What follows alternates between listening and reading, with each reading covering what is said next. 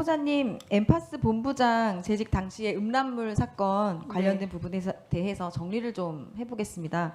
후보자께서는 엠파스 서비스 책임자로서 해당 사안에 대해서 조사를 받았고 처벌도 받으셨죠? 네, 그렇습니다. 예, 인터넷 포털 초창기였어요. 그래서 관리 체계가 충분히 갖춰지지 못한 상황에서 서비스 책임자로서 관리 책임을 지게 된 사안이고 후보자께서도 서면 답변에서 본인의 책임을 인정하셨고요. 네네. 예.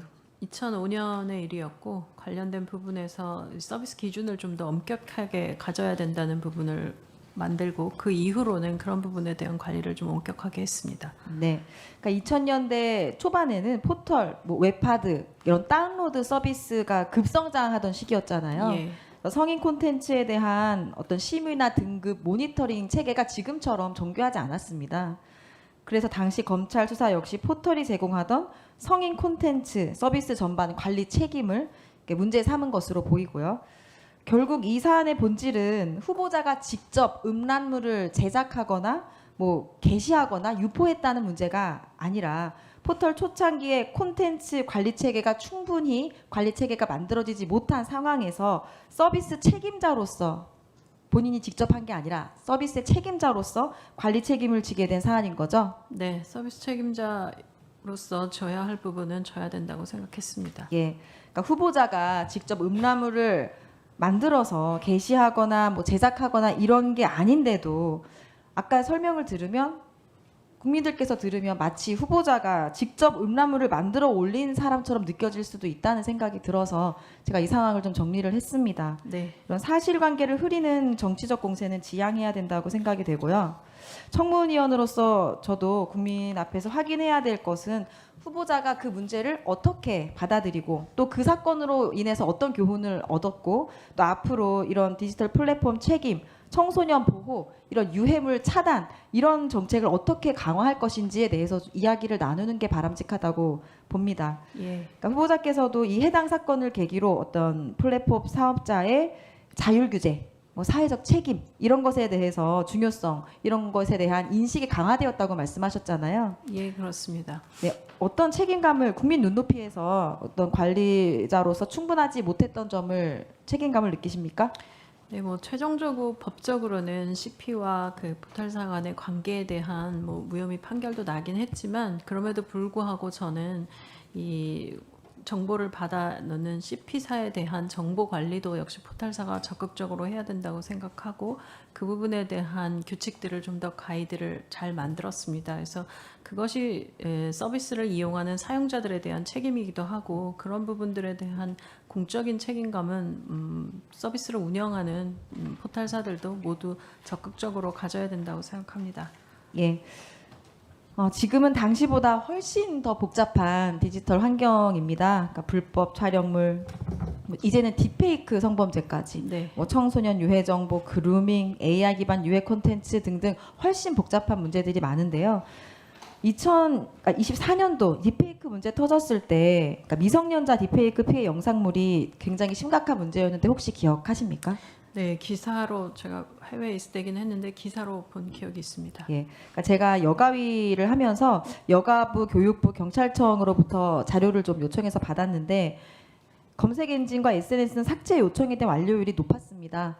그러니까 온라인 기업들의 사회적 책임 의식이 과거에 비해서는 많이 높아졌다, 강화되었다. 또 정부 요청에 대해서도 적극적으로 대응하려는 흐름이 있다는 생각이 들었고요.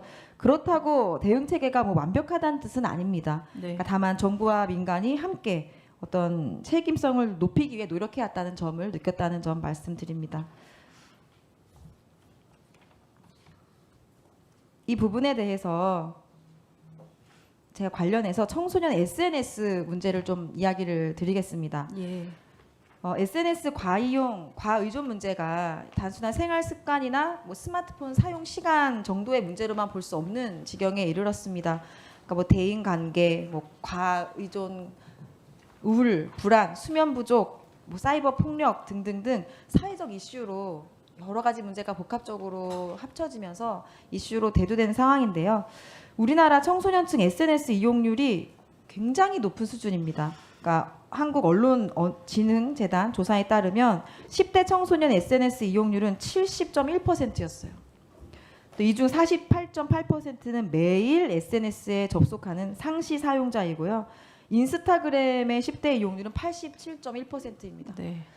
그러니까 후보자께서는 이런 청소년 SNS 이용이 일부 청소년이 아니라 이런 세대 전반의 특성이고, 그러니까 일상에 영향을 미칠 정도로 광범위하고 사용되고 있다는 동의하십니까?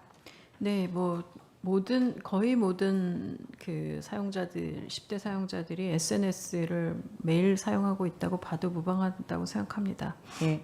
이런 과의존이 대인관계를 비롯해서 우울감, 불안, 또 자존감 저하, 충동 조절 이런 문제와도 연결이 되어 있습니다.